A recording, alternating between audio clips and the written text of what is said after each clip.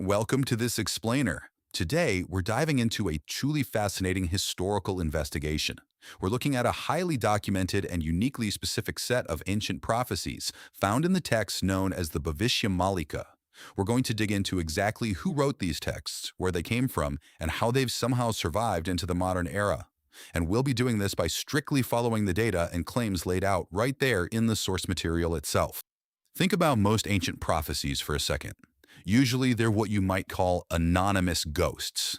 They're vague, they're open-ended, and honestly, they completely lack a verifiable named author. It's often impossible to trace them back to a real person. But according to the records of the Bhavishya Malika, this text is entirely different. It doesn't rely on nameless figures. Instead, it explicitly names 5 specific individuals. And these aren't just mythological names. The text actually provides their documented birth years, the exact villages they were born in, and even the names of their parents. So who are they? Well, these 5 named authors are collectively known as the Panchasakha. In plain English, Panchasakha literally translates to 5 friends. According to the source text, these were 5 saints born in the late 1400s in the region of Odisha, India. And to anchor them firmly in the historical record, the Bhavishya Malika notes that they were direct contemporaries and eventually disciples of the highly documented historical saint Sri Chaitanya Mahaprabhu, who was born in 1486. In fact, Sri Chaitanya is the one who actually gave them the title of Panchasakha, declaring them to be like his 5 souls. Okay, let's dive into this and meet the authors themselves, exactly as the Bhavishya Malika profiles them. First up, we have Achyutananda Das. Born in the late 1400s, he is described as the leader of the group, possessing complete knowledge of the past, present, and future. Next is Sishu Ananta Das. The records state he was born in 1488 in Balipatna village to parents Kapilendra and Gauradevi. His unique gift was knowing the future through incredibly complex mathematical calculations and puzzles. Then there's Jagannath Das.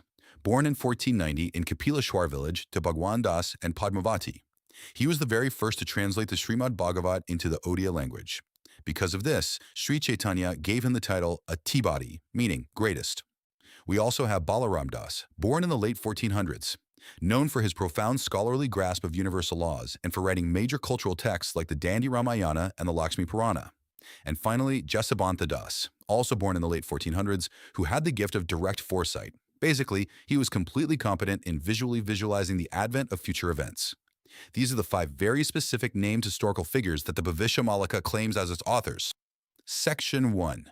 The Padma Vana Origin Story, how a lotus garland determined the epicenter of prophecy.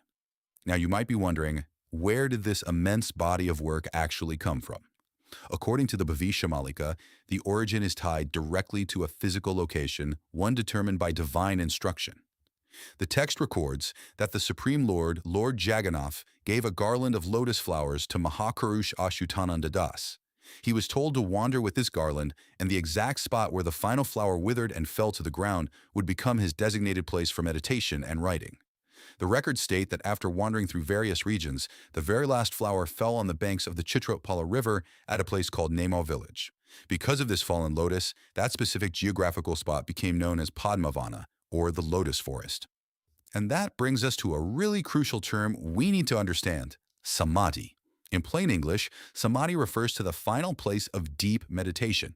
It's a sacred site that marks the physical departure, or resting place, of a saint. According to the texts, Nemal village didn't just serve as a writing desk for Achyutananda Das, it became the Siddha stall, his final samadhi place. So this firmly roots the entirety of this prophetic literature deep into the physical soil of Nemal village. Now what's truly staggering here is the sheer scale of what we're investigating. According to the Bhavishya Malika's own internal records, these 5 poets authored a massive 185,000 total texts. Just think about that for a second. This was about 600 years ago. They didn't have modern paper and ink.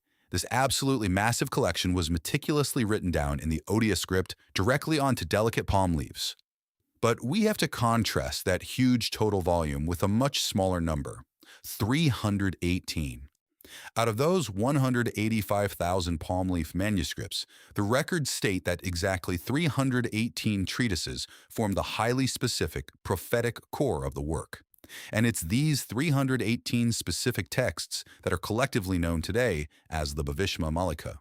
This really illustrates the absolute confidence of the text itself. The Bhavishya Malika actually records that the sun could rise in the west or lotus flowers could bloom on mountain peaks. But the words of the Panchasakha are etched in stone and can never be wrong. Now, speaking as an analyst, I have to state honestly that currently no independent carbon dating study of these physical leaves exists in the public domain. However, because the text gives us fully named authors, precise birth villages, specific geographical landmarks, and even parent names, it makes this literature unusually checkable and far more grounded than your typical anonymous mythology. Moving to Section 2, the chain of custody, preserving the prophecy for over 600 years. This naturally leads us to a massive historical question. How in the world do delicate palm leaf manuscripts survive from the late 1400s all the way to the 21st century? Well, according to the sources, there is a continuous preservation lineage that brings these texts to the public today. The modern dissemination and translation of the Bhavishya Malika into English, Hindi, and for over 150 countries worldwide is directly attributed to Pundit Dr. Sri Kashinath Mishra. He, along with the Biswa Sanatan Dhamma Seva Trust, has spent over 3 decades researching, preserving, and sharing these precise interpretations entirely for free. And here is an absolute anomaly found within the text itself that you just have to hear. According to the text Tattva Bodhini, which was authored by Achyutananda Das roughly 600 years ago, the Bhavishya Malika actually recorded the specific name of its future preserver. The translation literally reads, "An ardent devotee of Lord Vishnu will be born in the Brahmin caste and be named Keshanath." Let that sink in. The text accurately anticipated its own modern chain of custody centuries in advance. Section 3. The 2032 Dawn of Hope, the end of an era and the beginning of another. So, let's look at the ultimate message of these 318 texts. A lot of prophecies conjure up images of doom and gloom, right? But the Bhavishya Malika pivots sharply away from fear and points toward a dawn of hope around the year 2032. To understand this timeline, we really need to demystify a core Sanskrit term used throughout the text, yuga. In plain English, a yuga is simply an age or an era in a vast cosmic cycle. The Bhavishya Malika states that we are currently living in a sanya, or a twilight period, a really turbulent transition phase. According to the text, we're exiting a dark, misguided age, known as the Kali Yuga, and we're transitioning directly into the Satya Yuga, which is described as a highly spiritual, divine era of truth. Central to all of this transition is another vital term, dharma. Dharma translates broadly to righteousness, or the eternal universal path of truth and duty.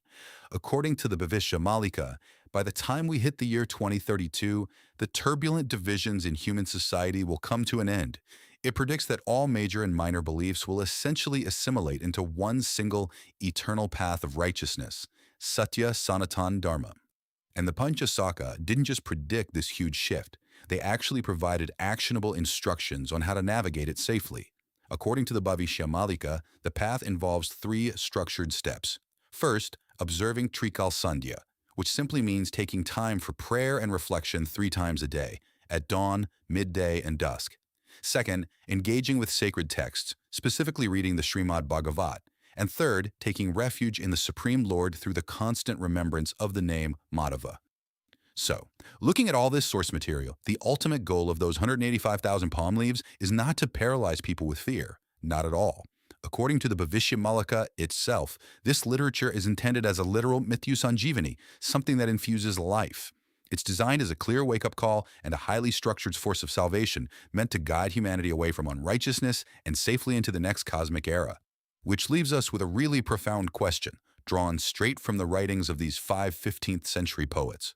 According to the Bhavishya Malika, the target year 2032 represents a monumental shift, a new dawn of Satya Yuga. The roadmap of Dharma, daily prayer, and reading the Srimad Bhagavat has all been laid out for us. Will humanity heed this incredibly specific 600-year-old historical text and choose the path of hope? Well, that is the fascinating proposition of the Panchasakha. Thank you for joining me on this explainer. Keep learning, keep questioning, and I'll catch you next time.